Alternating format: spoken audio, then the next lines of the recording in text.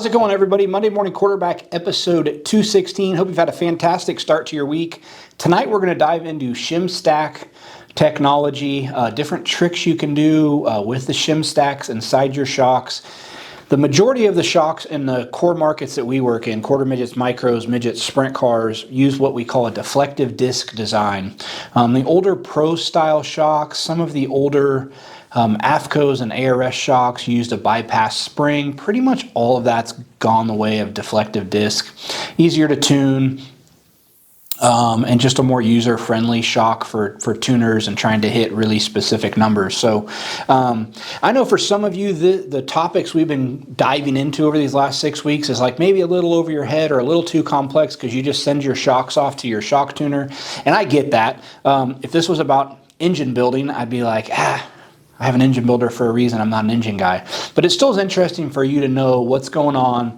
Maybe have a better understanding of the vocabulary that shock tuners use, and that can help you while communicating with your shock tuner. So before we dive into tonight's video, a couple things I wanted to bring up. If you are coming to PRI, you will not want to miss our open house on Friday night. That's December 12th during PRI from 6 to 9 p.m. We have it catered by a great local barbecue place. So lots of food and drinks. We have cool giveaways. Last year we raffled off a Pit Boss Jack. We may do that again this year. We'll have our machine shop open to show you all of our manufacturing capabilities. And yeah, definitely would invite anybody, whether you're a customer or not, just to come check it out, see our place. And again, that's Friday during PRI, 6 to 9 p.m. And we also got some fresh new merch. That design is available in a shirt, a zip-up hoodie, or a regular pullover hoodie, and we have a couple other shirt designs as well. So check that out on our website if you haven't already. So without further ado, we'll jump into tonight's topic, tips and tricks with Shim stacks. Tonight we're going to talk about different styles of Shim stacks. So if you've been watching since episode 213, where we started this shock segment, you've seen some shocks come apart, you've seen different configurations, and I just want to kind of talk through the different styles. There's three really common styles of Shim stack, and there's different when you get into like motocross and off-road suspension, but this is what we're going to talk about tonight, are the three main ones. So as you can see, I have them laid out here. Pyramid, a ring style Shim stack, which is preloaded, or something with a splitter shim. So as I lay these out, a pyramid is just like what it sounds. It's larger to smaller, shaped like a pyramid.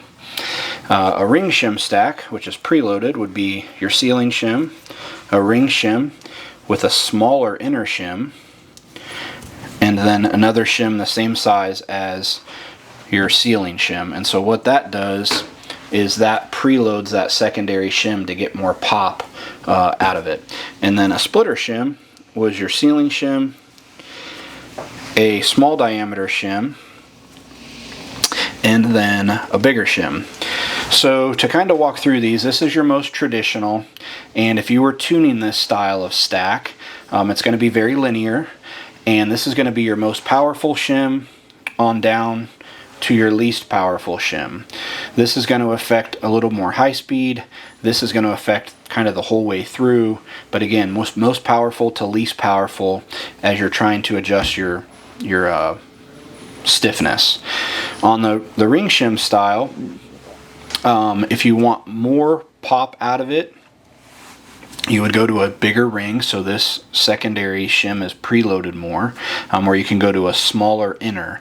So this is a 12 and this is a 6 in this instance, so that's preloaded 6 thousandths. We also have a 15 thousandths ring shim, which in that instance would give you 9 thousandths of preload. So ceiling shim, ring shim, inner, what we would call the secondary shim. And then on a splitter type scenario, you would have a much smaller diameter shim up against your ceiling shim. And what that does is this is clamped down, that will allow this ceiling shim to open much easier.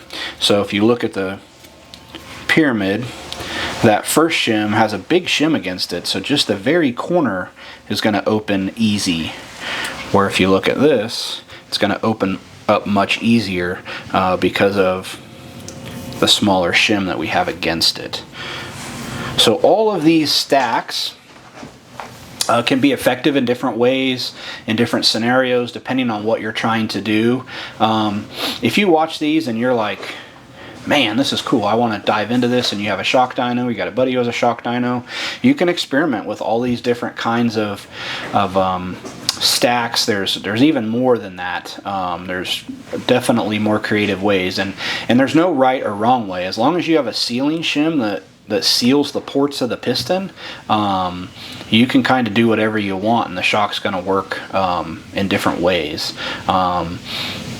So yeah, so those are the kind of different types of shim stacks and what you can do with them. Thanks for tuning in.